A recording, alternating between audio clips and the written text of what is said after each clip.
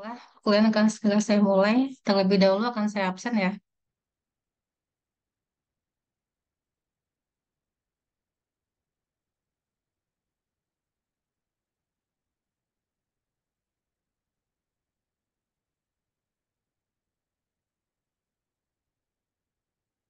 Andrian Marcelino, Hadir, Bu. Julia Mutia Sabrina, Hadir, Bu. Fajak Nusidik,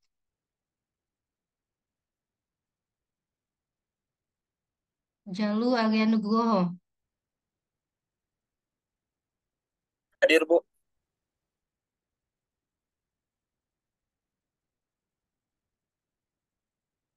Muhammad Ramlan Dulugani, Hadir, Bu. Muhammad Hikmail Pansah,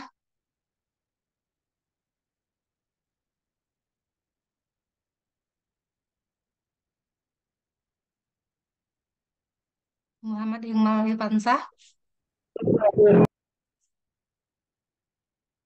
Muhammad Azam Sidki,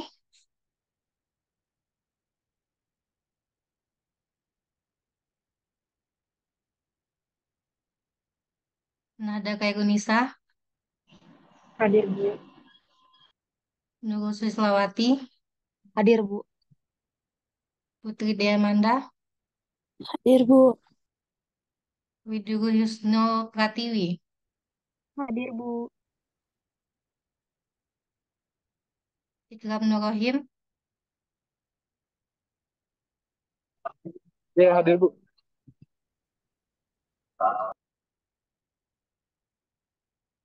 Amanda Mahardika Zaskia, Amanda hadir, Bu.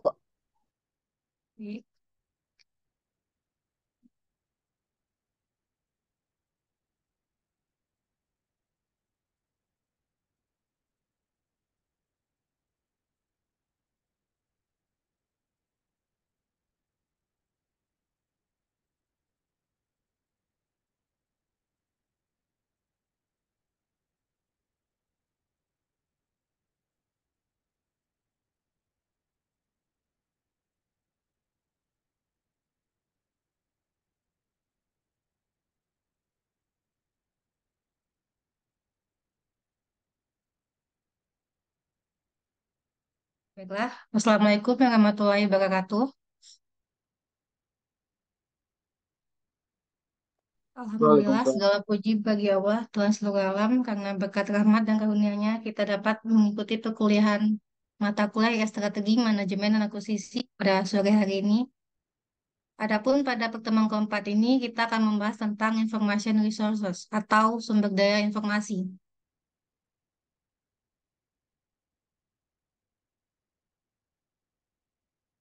Sebelum masuk ke materi pertemuan keempat, terlebih dahulu akan kita review materi pertemuan ketiga. Ada yang bisa menjelaskan tentang konsep IS strategi alignment atau penyelarasan IS strategi?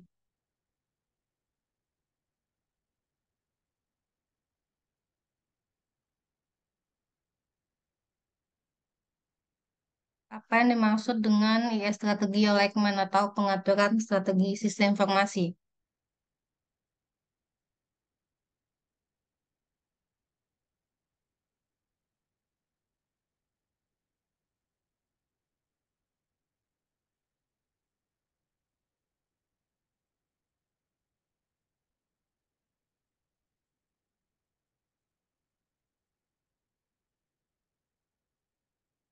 Pada pertemuan minggu lalu, saya membahas tentang bentuk segitiga dari penyelarasan IS strategi. Ada yang bisa menjelaskan nggak apa saja konsepnya?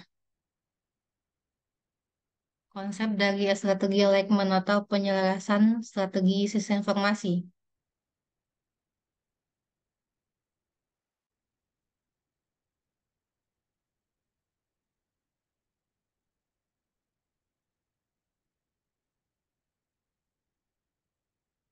Nah, ada kayak Gunisa mungkin bisa menjelaskan tentang konsep IS strategi alignment.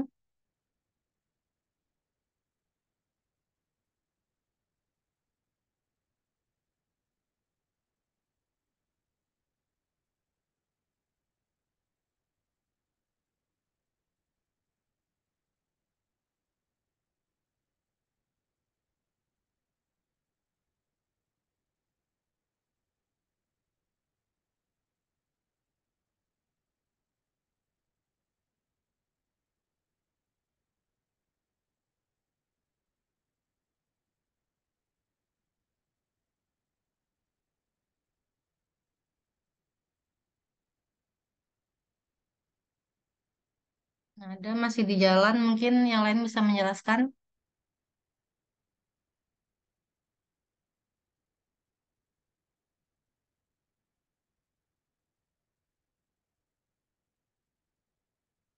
Mana juga lagi ada kegiatan. Yang lain yang lagi standby ada nggak yang bisa menjelaskan tentang konsep strategi alignment? Minggu lalu kita membahasnya ada 3 komponennya. Apa-apa saja yang diselaraskan dan apa tujuannya.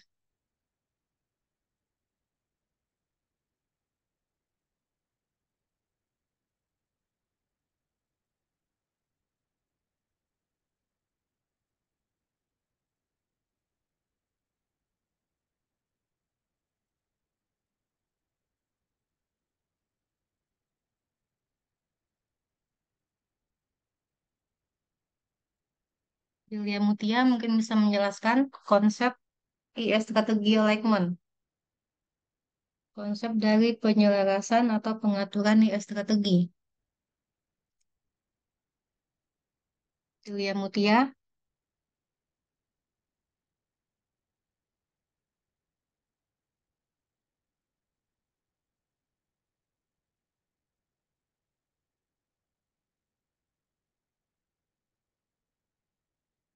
belum ada yang standby ya.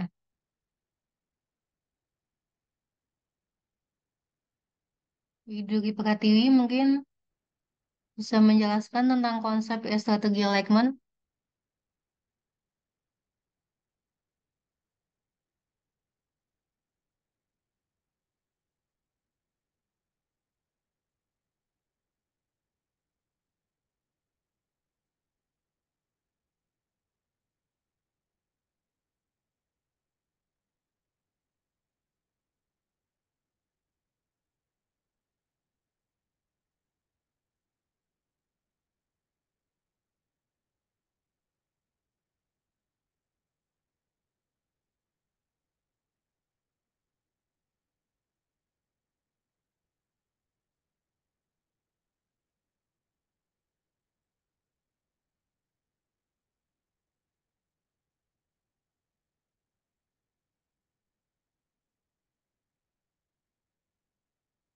Bu Susilawati mungkin bisa menjelaskan konsep mengenai penyelarasan atau pengaturan strategi.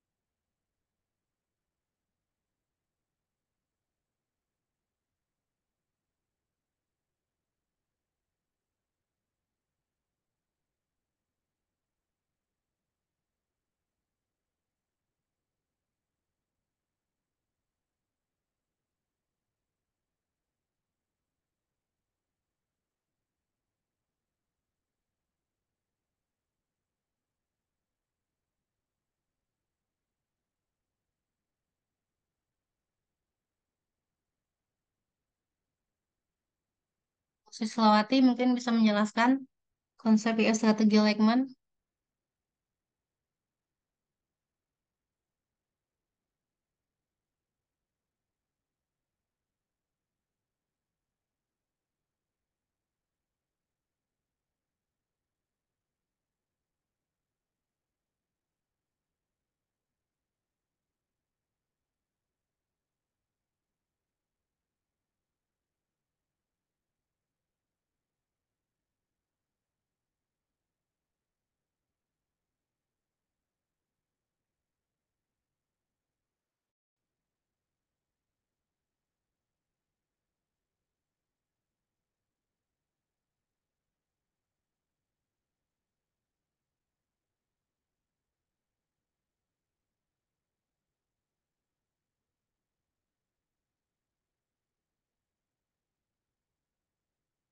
Jadi ini ya konsepnya ada bisnis strategi, ada IT strategi, dan ada organisasi transformasi atau transformasi organisasi.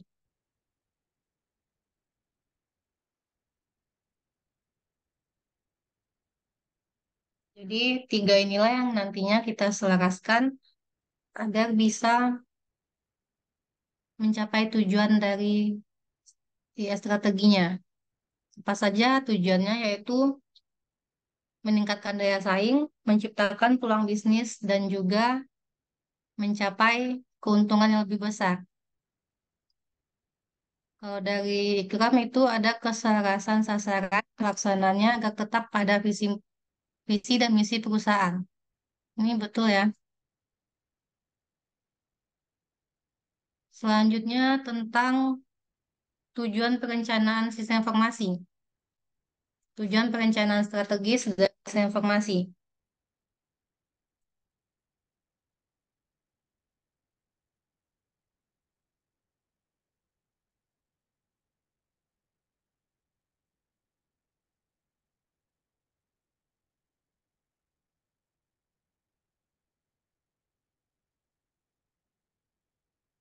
Tujuan perencanaan strategi sistem informasi dan juga prosesnya.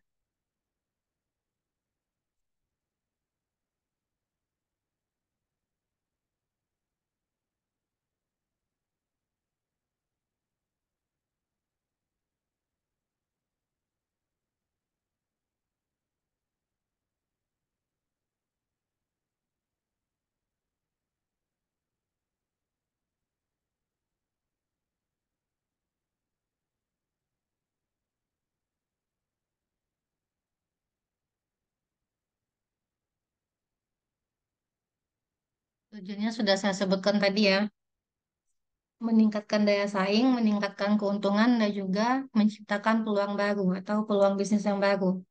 Kalau proses ada yang bisa menyebutkan nggak? Atau menjelaskan apa saja prosesnya? Prosesnya itu ada empat. Bisa menjelaskan apa saja proses dari perencanaan strategi sistem informasi.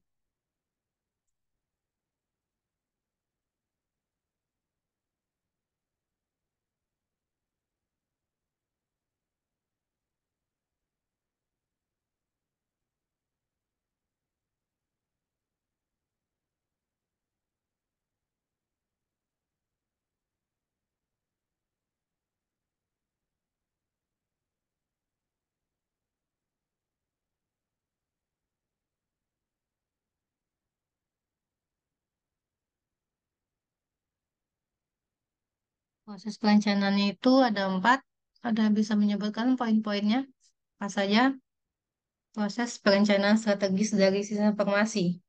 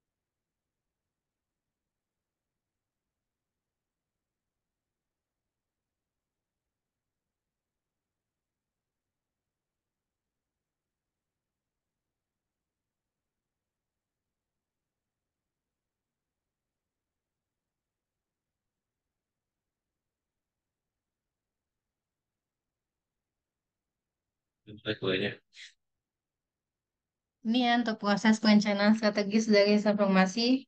Yang pertama itu menilai, yang kedua merancang, yang ketiga membangun, yang keempat mengelola. Ada 4 proses, ada yang bisa menjelaskan salah satu dari prosesnya.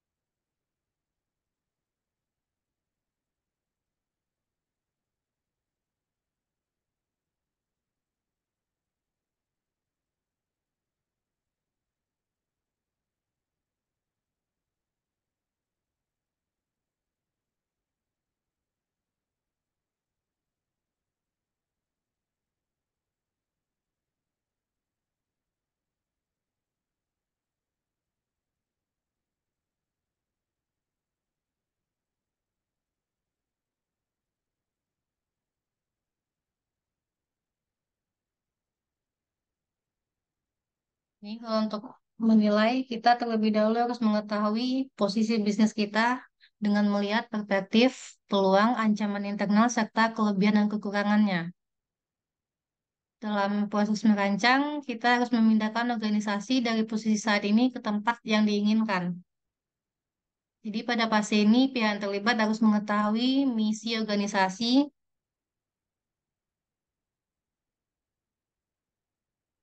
agar kita bisa tahu dengan baik dari segi internal maupun eksternalnya serta tujuan inti dari atau visi organisasinya. Selanjutnya, kita membangun rencananya. Rencana ini harus memiliki tujuan yang jelas agar nantinya yang direncanakan sesuai dengan kenyataan dan tujuan direncanakan dapat tercapai. Nah, perencanaan strategis itu harus smart, yaitu spesifik, terukur, dapat diwujudkan realistik, dan mempunyai ikatan waktunya. Jadi ada tenggang waktunya ya. Selanjutnya itu dalam proses mengelola. Terdapat 3 hal yang harus dimiliki agar eksekusi dapat dilakukan dengan efektif, yaitu people, sistem, dan proses.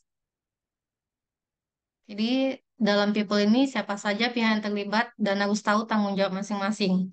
Kalau untuk sistem ini diperlukan untuk melacak dan mengelola kinerja secara terintegrasi.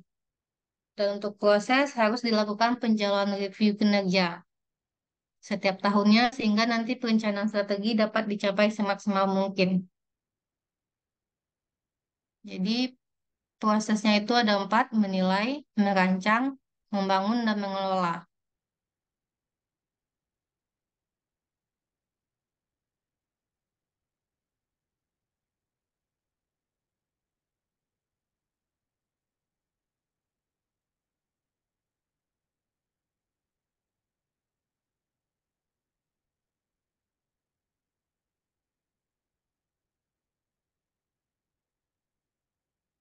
Jadi untuk materi pertemuan keempat itu ada information resource atau sumber daya informasi.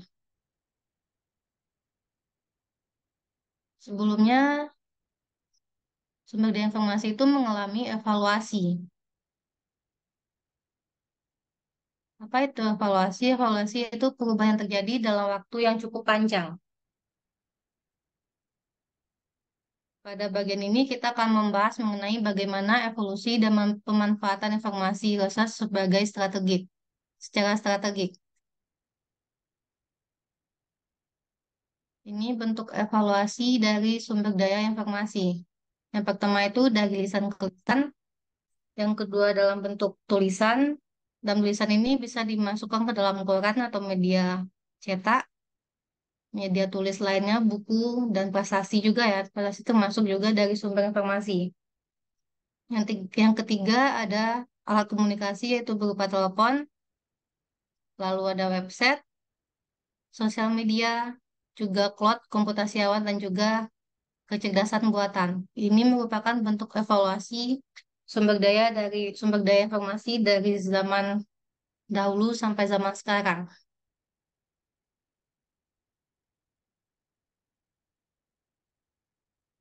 Beberapa hal yang perlu dipahami bahwa dalam beberapa dekade telah terjadi perubahan yang signifikan terkait pemanfaatan informasi sebagai sumber daya.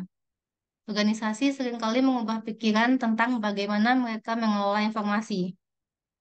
Tujuan dari mengubah mindset ini adalah untuk bisnis yang lebih menguntungkan, meningkatkan daya saing, dan juga menciptakan peluang bisnis yang baru.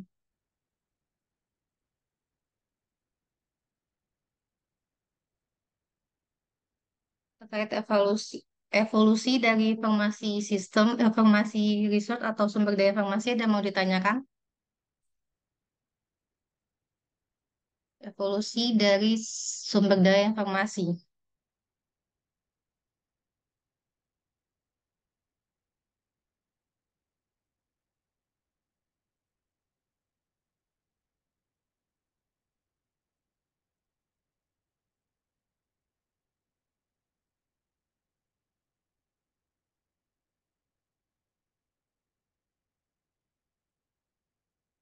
Pada pertemuan keempat ini kita akan membahas mengenai yang ini dalam bentuk website, media sosial, komputasi awan, dan juga kecerdasan buatan. Ini contoh penggunaan informasi dari era ya. Ini pada tahun dan evaluasi ini dinilai dari enam, enam modelnya, enam dampaknya. Yang pertama itu digunakan sebagai apa atau peranannya sebagai apa.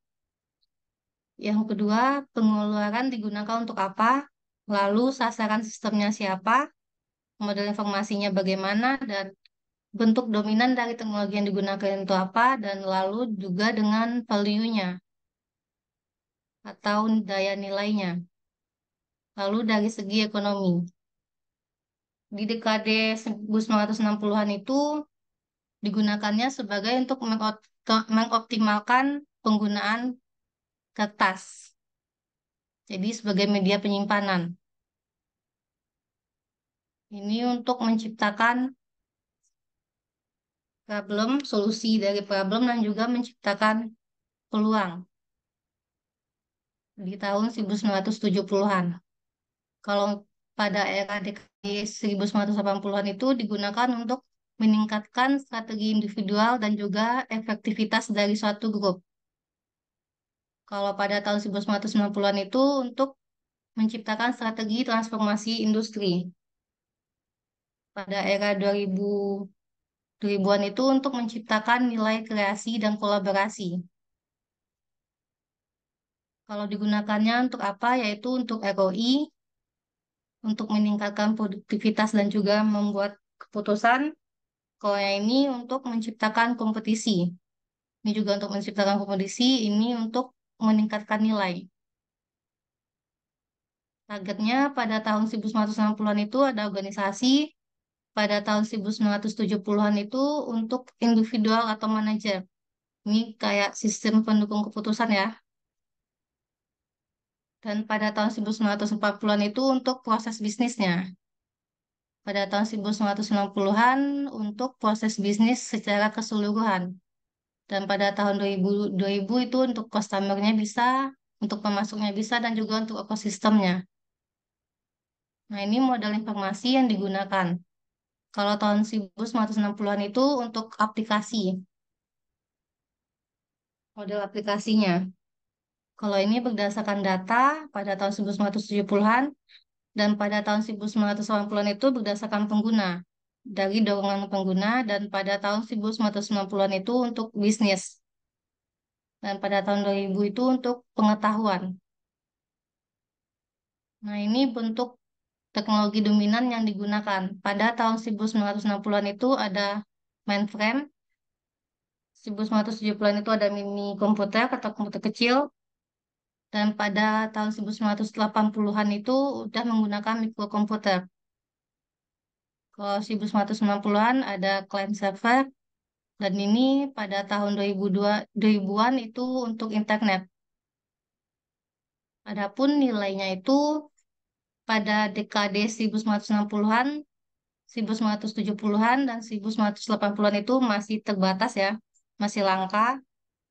Dan pada saat 1990-an dan saat ini itu sudah berlimpah nilainya, nilai value yang dikeluarkan. Dan ini untuk tingkatan ekonominya. Kalau pada tahun 1960-an, 1970-an, dan 1980-an itu masih tingkat ekonomi dari pengguna informasi itu masih berhubungan dengan ekonomi ting atau ekonomi benda nyatanya. Kalau ini sudah terpisah pada tahun 1910-an sampai 2000-an. Selanjutnya tentang informasi resource atau sumber daya informasi. Sumber daya informasi itu adalah data, teknologi, orang, dan proses yang tersedia dalam suatu organisasi yang dipakai untuk melakukan semua bisnis proses dan tugas-tugas tertentu. Sumber daya informasi bisa berupa aset dan juga kapabilitas. Selanjutnya kita buka sesi diskusi mengenai perbedaan sumber daya informasi sebagai aset dan juga kapabilitas. Ada yang bisa menjelaskan nggak? Sumber daya yang disebut sebagai aset, lalu sumber daya yang disebut sebagai kapabilitas.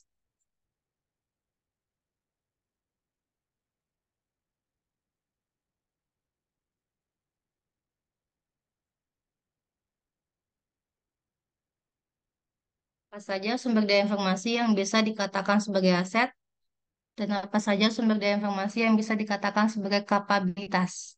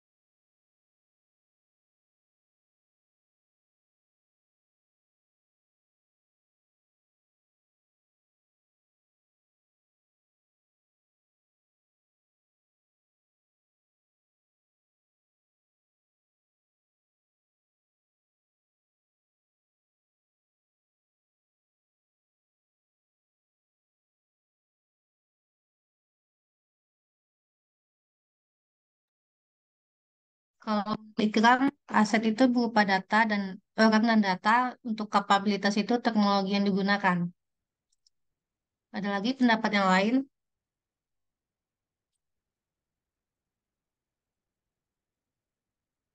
Apa saja sumber daya informasi yang dikatakan sebagai aset dan yang dikatakan sebagai kapabilitas.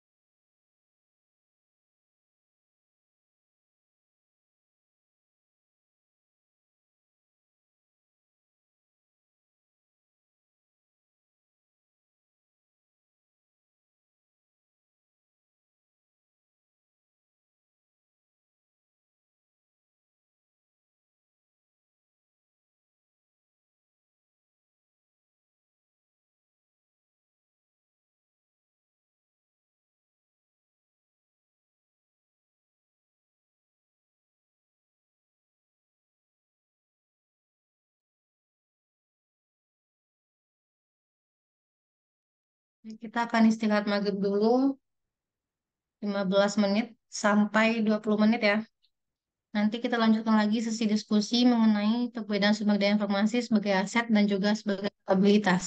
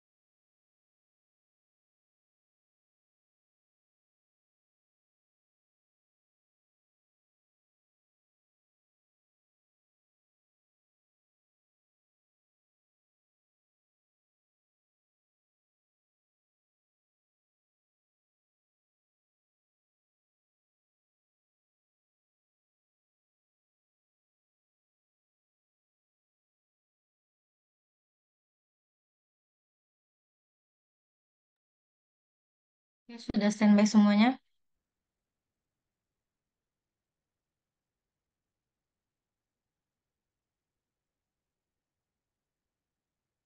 Apakah sudah standby semuanya?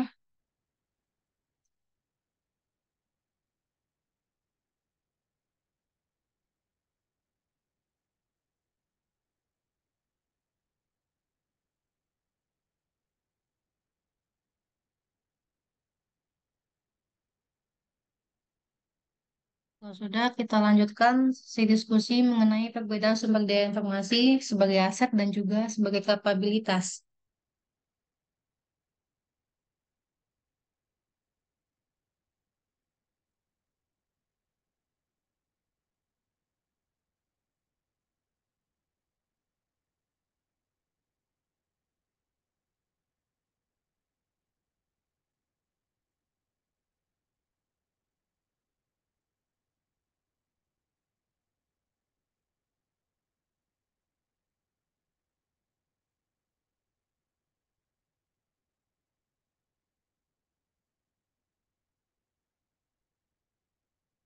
Jadi, kalau menurut Ikram, itu aset ada orang, data, dan kapabilitasnya itu ada teknologi.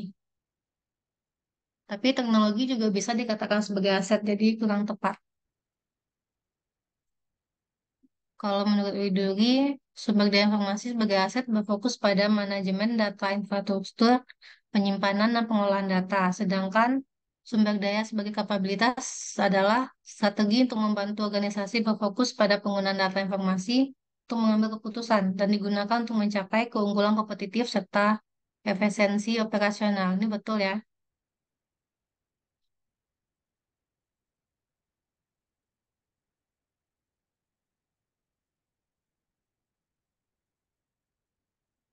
Kalau dari Nurul Sulawati, aset mengacu pada materi, uang, dan karyawan yang digunakan oleh suatu organisasi, sedangkan kapabilitas mengacu kepada kemampuan suatu organisasi untuk menyelesaikan tugas tertentu.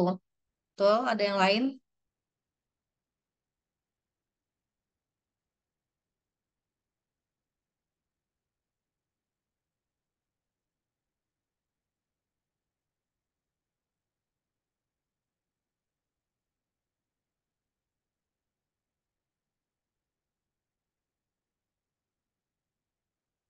Kalau dari nada Kairunisa, perbedaannya itu ada terletak pada sifatnya. Sumber daya informasi sebagai aset itu lebih mudah diukur dan diamati, sedangkan sumber daya informasi sebagai kapabilitas lebih sulit diukur dan lebih tergantung pada kemampuan perusahaan untuk menyebarkan sumber daya secara dinamis. Betul, ada yang lain?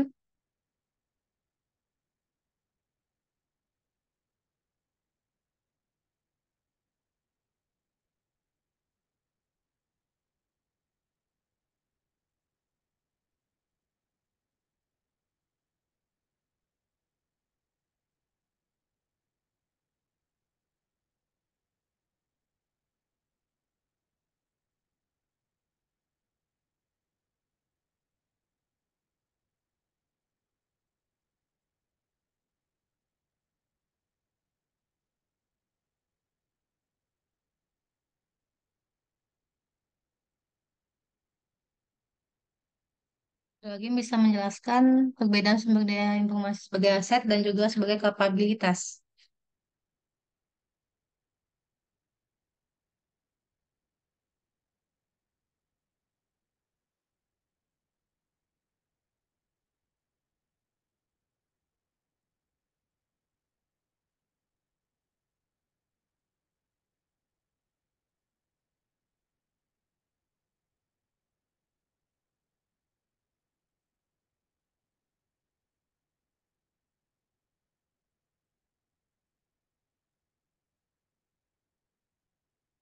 Kalau menurut Delia Mutia, sumber daya informasi sebagai aset fokusnya pada kepemilikan dan kontrol atas sumber daya. Betul, ada yang lain?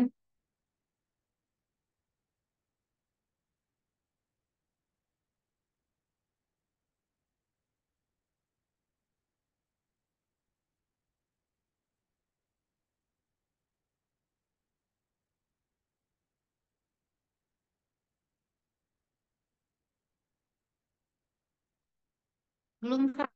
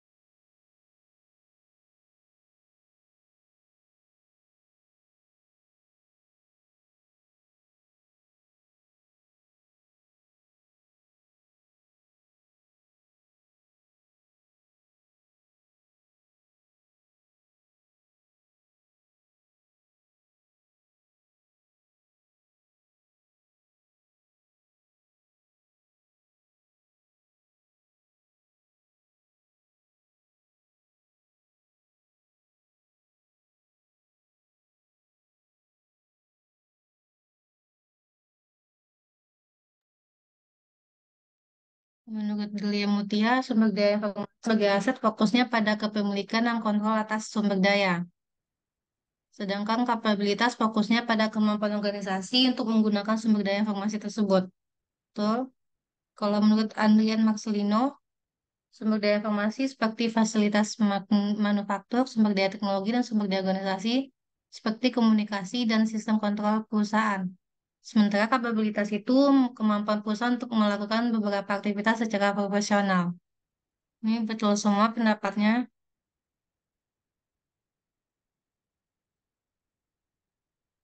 Jadi, sebagai aset itu merupakan segala sesuatu yang berwujud atau tidak berwujud, yang dapat digunakan oleh perusahaan dalam proses pembuatan, produksi, atau penawarannya.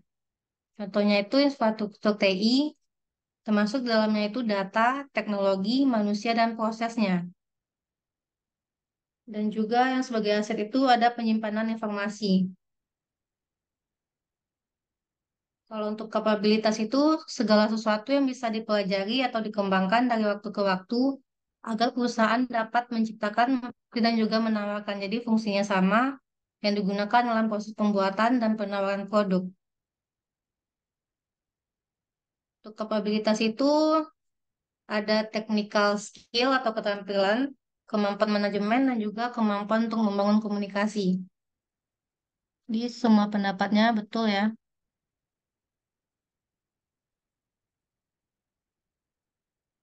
Ya, lanjut kepada materi selanjutnya yaitu pandangan praktek tentang sumber daya informasi. Michael Porter adalah seorang teoritikus strategi bisnis yang terkenal dengan konsep five force atau lima kekuatan dan value chain analysis atau analisis rantai nilai. Dalam pandangannya, sumber daya informasi dapat dianggap sebagai salah satu aset perusahaan yang berkontribusi pada keunggulan kompetitif. Dalam analisa strateginya, Porter menggarisbawahi bahwa pentingnya sumber daya dan kemampuan dimiliki perusahaan, termasuk sumber daya informasi. Berikut beberapa poin yang terkait dengan pandangan Porter tentang sumber daya informasi. Yang pertama itu sumber daya informasi sebagai sumber daya strategis. Yang kedua ada analisis SWOT. Yang ketiga ada keunggulan kompetitif. Yang keempat sistem informasi. Yang kelima value chain analysis. Adapun pandangan Porter tentang sumber daya informasi yang pertama itu sebagai daya strategis, di mana Procter mengakui bahwa informasi adalah sumber daya strategis yang dapat memberikan keunggulan kompetitif jika digunakan dengan benar. Informasi yang akurat, relevan, dan tepat waktu dapat membantu perusahaan membuat keputusan yang lebih baik dan merumuskan strategi dengan efektif. Selanjutnya itu ada analisis SWOT, strength, weakness, opportunity, dan threat. Yaitu Procter mendorong perusahaan untuk menganalisis sumber daya informasi mereka sebagai bagian dari analisis SWOT. Ini berarti mereka harus mengidentifikasi kekuatan, kelemahan perusahaan dalam hal informasi yang dimiliki, serta keunggulan yang menjadi kekuatan, serta keterbatasan informasi yang dapat menjadi kelemahan. Yang ketiga itu ada keunggulan kompetitif. Fakta menyebuti bahwa perusahaan dapat menciptakan keunggulan kompetitif dengan cara memanfaatkan sumber daya informasi mereka. Ini bisa melibatkan penggunaan data analitik untuk mengidentifikasi peluang pasar dan memahami perilaku pelanggan atau mengoptimalkan rantai pasokan.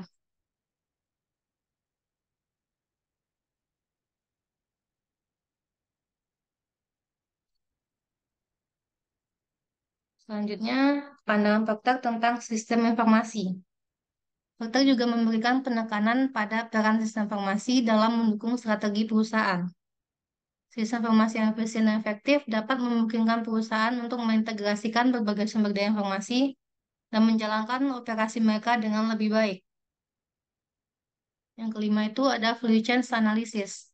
Dalam analisis rantai nilai ini, Porter menunjukkan bahwa sumber daya informasi dapat digunakan untuk meningkatkan efisiensi dalam seluruh rantai nilai perusahaan.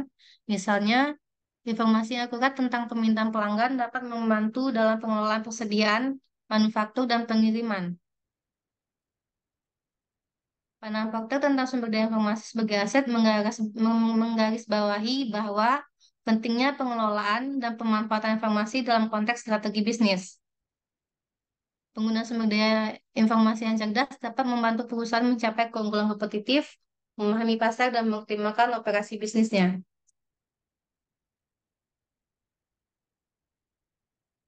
Jadi ada 5 poin penting dalam pandangan Porter tentang sumber daya informasi. Ada sumber daya informasi sebagai sumber daya strategis, ada analisis SWOT, Ada keunggulan kompetitif, sistem informasi, dan juga value chain analysis.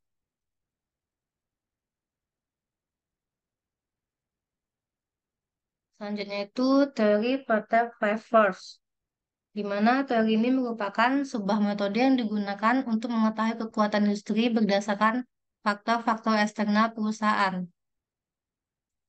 Teori tersebut muncul didasari oleh adanya pandangan industrial organization, yang merupakan sebuah pandangan manajemen bahwa perusahaan sangat memperhatikan faktor eksternal untuk mendapatkan keunggulan bersaing.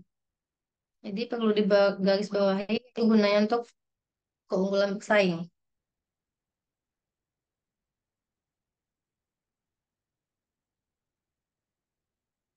Factor First First ini adalah sebuah metode analisis dalam strategi operasional pada lingkungan bisnis yang kompetitif.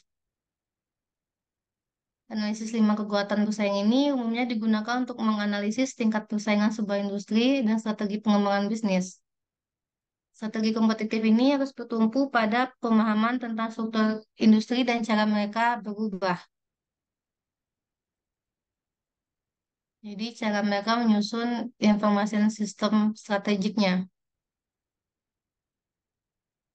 Ini ya bentuk 5 kekuatannya.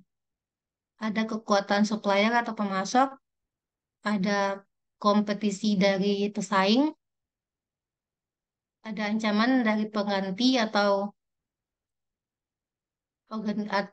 bisnis yang bisa menggantikan. Ini kekuatan dari pembeli dan juga ada ancaman dari pendatang baru. Jadi ini 5 kekuatannya. Ini penjelasannya yaitu ancaman dari pendatang baru. Ancaman pesaing tidak hanya datang daripada kompetitor lama. Seiring berkembangnya usaha, muncullah kompetitor yang baru. Masuknya pemain baru dalam industri akan membuat persaingan menjadi ketat yang pada akhirnya dapat menyebabkan turunnya laba. Hal ini berkaitan dengan seberapa mudah pendatang baru untuk ikut berkompetisi dalam perusahaan dalam persaingan usaha sejenis. Terdapat 6 sumber utama hambatan terhadap masuknya pendatang baru, yaitu skala ekonomi, depresiasi produk, persyaratan modal, kerugian biaya yang tidak dapat dipengaruhi oleh kerugian perusahaan, akses terhadap saluran distribusi, dan keenam itu ada kebijakan pemerintah.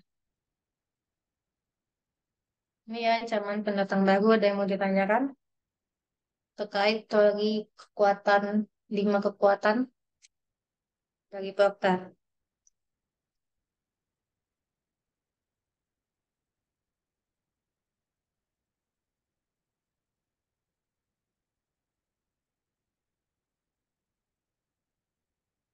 Ancaman yang masuk dari penantang baru, kekuatan ini biasanya dipengaruhi besar kecilnya hambatan masuk dalam industri. Hambatan masuk ke dalam industri ini contohnya antara lain besarnya biaya investasi yang dibutuhkan, perizinan, akses terhadap bahan mentah, akses terhadap saluran distribusi, ekuitas merek, dan masih banyak lagi. Biasanya semakin tinggi hambatan masuk, semakin rendah pula ancaman yang masuk dari pendatang baru.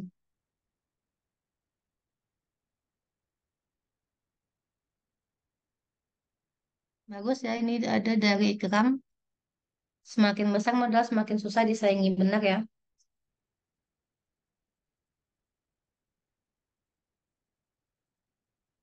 Biasanya semakin tinggi hambatan masuk, semakin rendah ancaman yang baru yang masuk dari pendatang baru. Memakan sumber daya biasanya itu dipakai untuk menaikkan barrier of entry atau penghalang masuknya pemain baru ke dalam arena kompetisi. Nah, ini contohnya algoritma searching yang dimiliki oleh Google yang cukup handal. Jadi dalam hal ini pemain baru di bidang mesin pencari atau portal akan kesulitan bersaing melawannya.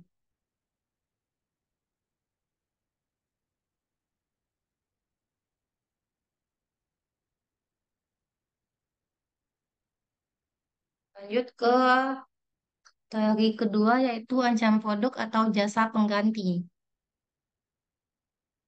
Ancaman produk atau jasa pengganti mengacu pada sejauh mana produk atau jasa yang ada dalam industri dapat digantikan oleh produk atau jasa yang lain yang memenuhi kebutuhan yang sama atau serupa oleh konsumen. Ancaman produk atau jasa pengganti dapat mempengaruhi profitabilitas suatu industri dan perusahaan dalam industri tersebut. Tingkat ancaman ini tergantung pada beberapa faktor, yaitu yang pertama itu harga relatif. Jika produk atau jasa pengganti ditawarkan dengan harga lebih rendah daripada produk atau jasa dalam industri yang ada, maka konsumen mungkin akan beralih ke produk atau ke jasa pengganti yang lain. Yang kedua itu ada kinerja. Jika produk atau jasa pengganti memiliki kinerja yang setara atau bahkan lebih baik daripada produk atau jasa dalam industri yang ada, konsumen mungkin lebih cenderung untuk beralih. Yang ketiga itu ada kemudahan beralih. Sejauh mana dapat dengan mudah beralih dari produk atau jasa dalam industri yang ada ke dalam produk atau jasa pengganti juga merupakan faktor penting. Jika beralih mudah dilakukan, ancaman produk atau jasa pengganti menjadi lebih besar. Yang keempat itu ada preferensi dari konsumen. Preferensi dari konsumen ini memainkan peran penting. Jika konsumen lebih suka produk atau jasa pengganti karena alasan tertentu, ancaman akan meningkat. Untuk mengatasi ancaman produk atau jasa pengganti, perusahaan dapat mengambil beberapa langkah termasuk dari inovasi produk, membangun merek yang kuat, menjaga harga yang kompetitif, meningkatkan kualitas produk atau layanan, serta menjalankan strategi pemasaran yang efektif. Selanjutnya itu ada kekuatan tawar-menawar antar pembeli. Kekuatan tawar pembeli di mana kita bisa melihat bahwa semakin besar pembelian, semakin banyak pilihan yang tersedia bagi pembeli. Dan pada umumnya akan membuat posisi pembeli semakin kuat. Ini contoh pemakaian sumber daya informasinya, yaitu one click dari Amazon.com yang mendorong pembelian kembali dengan melakukan pembelian lebih mudah. Amazon.com menyimpan informasi pembeli termasuk informasi kontak, nomor kartu kredit sehingga bisa diakses dengan sekali klik. Dan konsumen dapat menghemat upaya melakukan input data ulang. Dengan memberikan dukung teknologi, daya tawar pembeli diperlemah. Pembeli yang sudah merasakan kemudahan dalam bertransaksi akan sulit melepaskan diri dari ketergantungan terhadap kemudahan tersebut.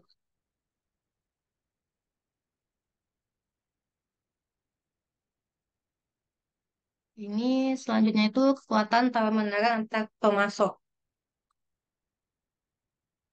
Kekuatan tawar pemasok atau supplier biasanya sedikit jumlah pemasok, maka semakin penting produk yang dipasok dan semakin kuat posisi tawarnya. Pemakaian sumber daya informasi ini di sini sedikit dipakai untuk melemahkan daya tawar supplier. Contohnya dengan mengimplementasikan sistem e-procurement atau pengadaan. Maka perusahaan akan terhubung dengan banyak supplier dengan sendirinya, begitu mereka melakukan registrasi. Di setiap penawaran, kebutuhan supplier lah yang akan berlomba-lomba mengirimkan penawaran bersaingnya.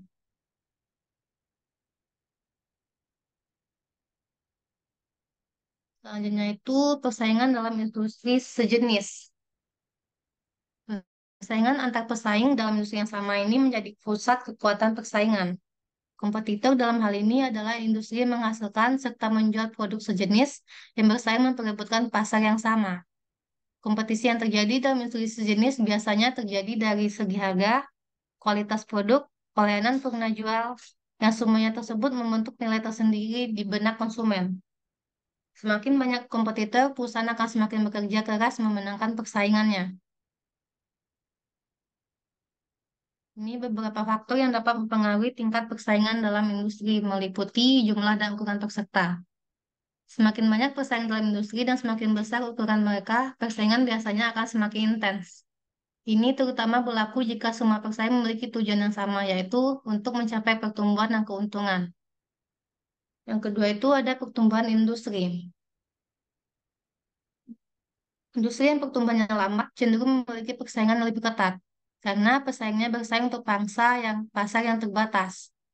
Di sisi lain, industri yang berkembang pesat dapat memberikan lebih banyak peluang untuk pertumbuhan tanpa harus bersaing secara langsung. Selanjutnya itu ada faktor biaya tetap dan variabel. Jika biaya tetap dalam industri tinggi dan biaya variabelnya rendah, maka persaingan mungkin lebih instan. Karena perusahaan akan cenderung bersaing dalam hal volume produksi untuk menutupi biaya tetap. Selanjutnya itu ada diferensiasi produk. Jika produk atau layanan dalam industri memiliki tingkat diferensiasi yang tinggi, maka persaingan mungkin kurang intens. Pesaing dapat menciptakan keunggulan kompetitif melalui merek, inovasi, dan kualitas produk yang unik. Selanjutnya itu faktor mempengaruhinya itu ada kapasitas produksi. Kapasitas produksi yang berlebihan dalam industri dapat menyebabkan persaingan yang sengit dan penurunan harga sebagai upaya untuk memanfaatkan kapasitas yang ada. Selanjutnya itu ada akses ke distribusi. Kontrol atas saluran distribusi dapat mempengaruhi tingkat persaingan. Persaingan yang memiliki kontrol yang kuat atas distribusi mungkin memiliki keuntungan yang kompetitif. Yang ketujuh itu ada biaya beralih. Biaya beralih oleh konsumen adalah perusahaan atau perusahaan antara pesaing dalam industri juga dapat mempengaruhi persaingan. Biaya beralih yang rendah dapat membuat konsumen lebih cenderung beralih antara merek atau penyedia layanannya.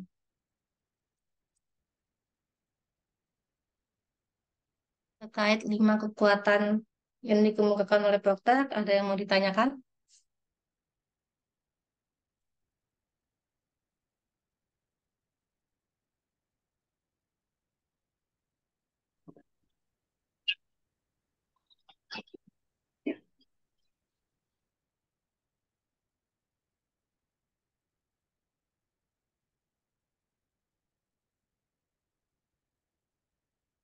Jadi ini tadi ada ikram, semakin besar modal semakin susah disaingi. Ini benar ya, tapi tergantung juga modalnya itu digunakan untuk apa. Apakah penggunaannya optimal atau tidak ya?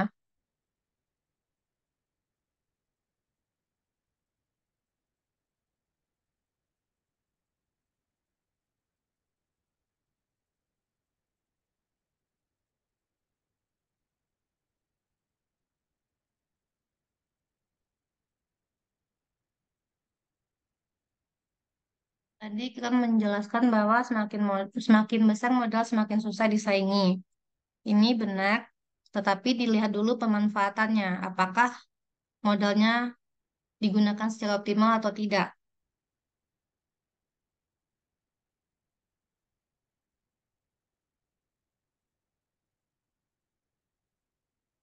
Apakah modalnya dialokasikan kepada sumber daya informasi yang berguna atau tidak?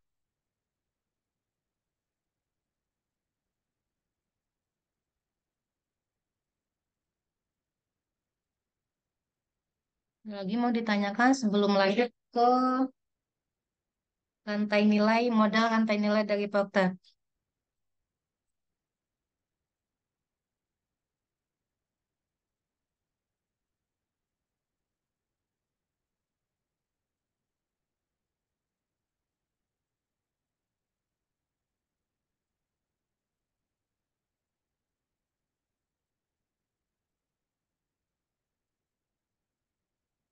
Jadi selanjutnya masuk ke teori materi yang terakhir yaitu Procter for You Change Model. Ini merupakan kerangka kerja yang dikembangkan oleh Michael Porter, seorang teoriwan bisnis terkenal. Model ini digunakan untuk menganalisis aktivitas-aktivitas yang terlibat dalam suatu perusahaan dalam proses menciptakan nilai bagi pelanggan dan dalam upaya mencapai keunggulan yang kompetitif. Konsep ini dijelaskan dalam buku yang berjudul Competitive Advance pada tahun 1985.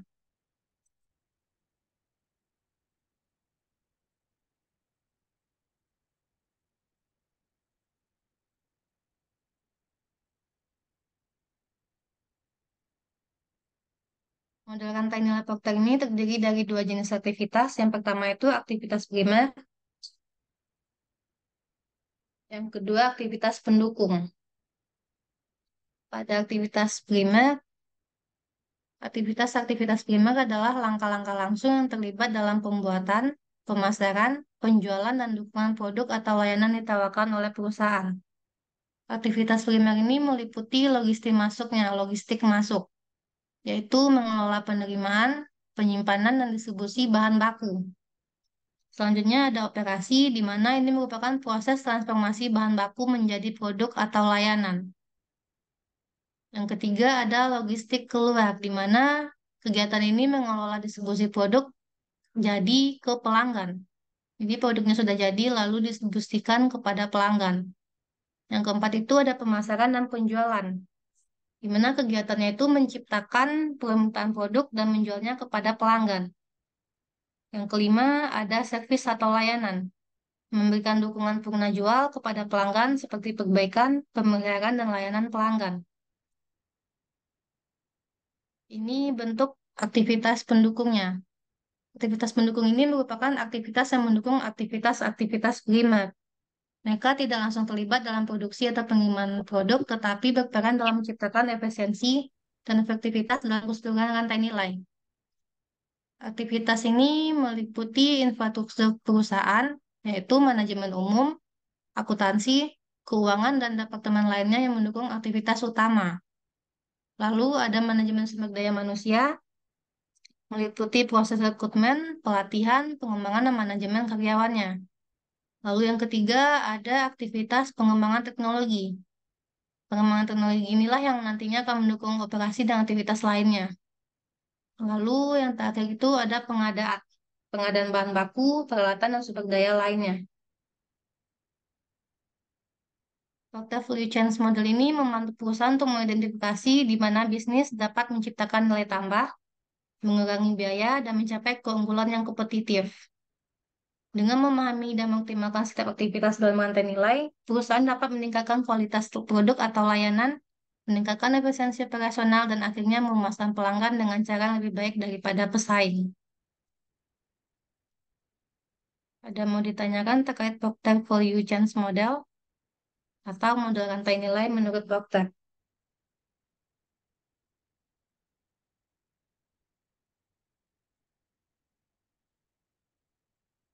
Jadi nanti ini akan keluar di UTS ya, dari Procter First atau 5 kekuatan dari Procter dan juga terkait nilai rantainya, model nilai rantai. Untuk pemahamannya bisa dibaca tentang studi kasusnya.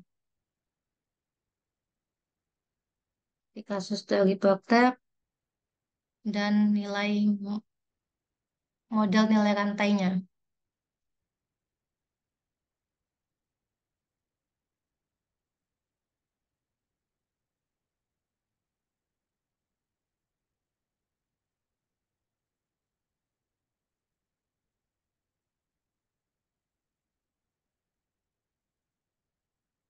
Materi nanti akan saya share semuanya di e-learning ya. Sebelum UTS akan saya share.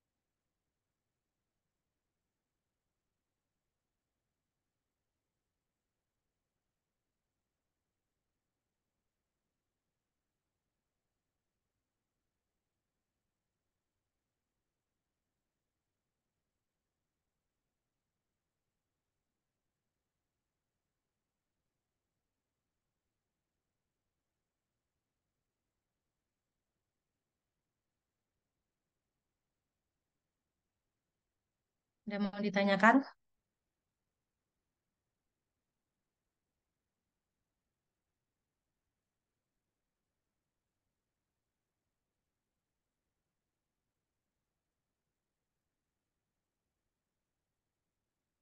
Jadi untuk pemahaman mungkin bisa kalian baca-baca mengenai studi kasus yang melibatkan 5 kekuatan berpraktek dan juga model nilai rantainya.